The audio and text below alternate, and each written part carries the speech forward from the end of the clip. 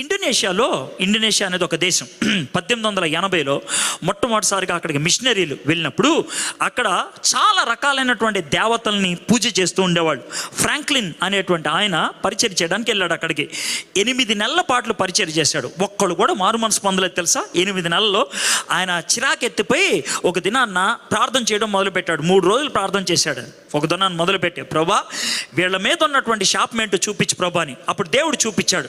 కొన్ని నెలల క్రితం నేను ఒక మిషనరీని పంపించాను. వాళ్ళు ఆ మిషనరీని రాళ్లతో కొట్టి చంపేశారు. వాళ్ళ శాపం వీళ్ళ మీద ఉంది. ఆ శాపం విరిగేటంత వరకు కూడా దీవెన రాదు అని అంటే, అప్పుడు ఫ్రాంక్లిన్ చేసిన పని ఏంటి తెలుసా? దేవుణ్ణి ఒకే ఒకటి అడగడం మొదలుపెట్టాడు. వాళ్ళ పక్షాన, ప్రభా నేను పాపాన్ని ఒప్పుకుంటున్నాను, నన్ను క్షమించవా, వాళ్ళని క్షమించవా అని వాళ్ళ పక్షాన ప్రార్థన చేయడం మొదలుపెట్టాడు. 1889 సంవత్సరంలో the great revival in Indonesia అని ఒక బ్లూ పుస్తకం ఉంటుంది. ఆ పుస్తకంలో చూస్తే అర్థమవుతుంది తెలుసా, ఇండోనేషియాలో సగం మంది క్రైస్తవులు అయిపోయారు 1-2 సంవత్సరాల్లో. ఎందుకు అంత విపరీతంగా సువార్త వ్యాప్తి చెందిందో తెలుసా? ఎందుకనంటే ఆ శాపాన్ని ఆయన ఇరక్కొట్టాడు కాబట్టి.